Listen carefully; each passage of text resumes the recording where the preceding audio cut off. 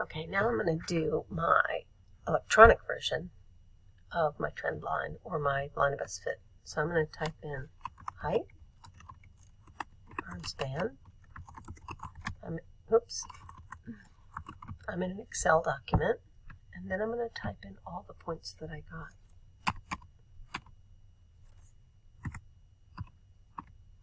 Too boring. I'll pause for a minute. Okay.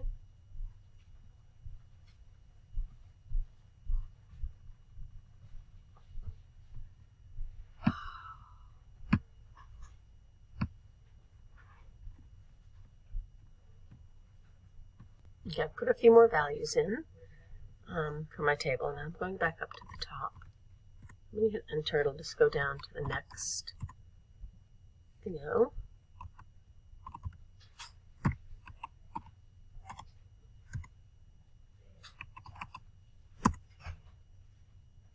I've typed all these in now. And so what I'm going to do is I'm going to highlight this whole section that I've typed in, just that section with the words and everything. And then I'm going to go to insert, and then I'm going to go to this under formulas where there's charts, and I'm going to put this scatter plot, and it's going to be there. Now, it's creepy because it's starting out where I don't want it. So I'm going to go to this plus sign, and it's going to tell me to do stuff. It's going to talk about the axes. I want them there. And then I'm going to go over here, and I'm going to say, I want more options because I don't want it to start at 0. I want it to start where mine started. So I want the minimum value to be 100 because that's what mine did. And I guess 180 is fine. I think we did 170, so I might put that. And then maybe I'll have these ticks are fine with me every 10. That's kind of how I did it. So that looks a little bit better to me.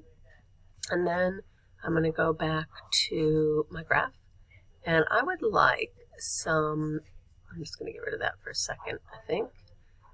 I can see that little point out there. I'm going to go to my plus sign again. And I'm going to say I want my axes titled. So I can just click on that and I can type height in centimeters. When I hit enter, it'll pop in there. And I click this one and I can type, it's going to type up in this bar up here. And I'm going to type arm span in centimeters. So that's good. When I hit enter, it'll pop in there.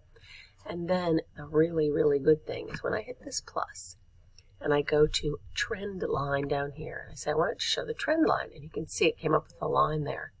Okay, I can make the line look different, and I'll leave that up to you guys about the layout of that. But when you hit that arrow that's next to trend line, it gives all these different values about, is it exponential or, tons of different things. It could be logarithmic, or it could be a power or whatever, but ours we said at the beginning was linear. That was one of the observations that we made.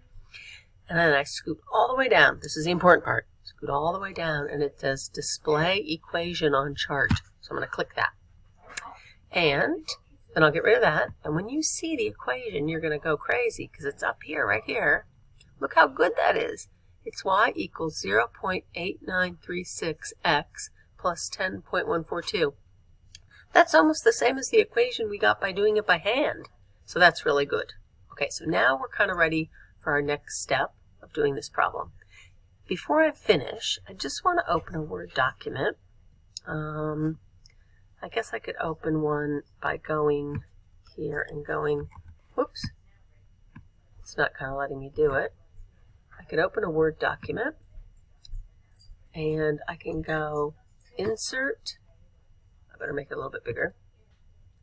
I can go insert screenshot and then to screen clipping, and it'll go on here, and then I can just clip all this like that, and it'll be sitting inside my Word document that I might use later. So I can save it, or I can save the Excel document as well.